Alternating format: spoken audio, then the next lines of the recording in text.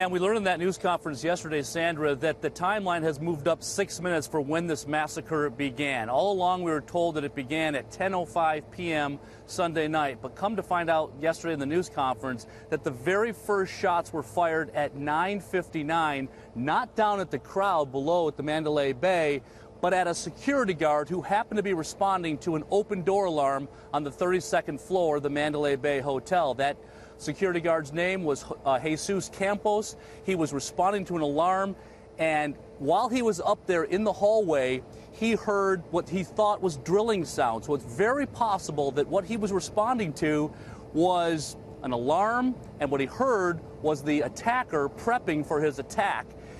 And what he did then was he got close to the door.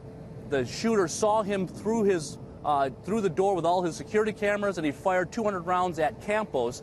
Campos was injured, but then after that, Campos apparently saved the life of a colleague who was also in that same hallway. Listen.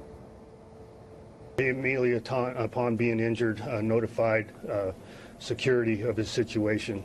In close proximity of Mr. Campos being shot, there was also a maintenance worker that presented himself on the 32nd floor, and Mr. Campos prevented him from receiving any injuries.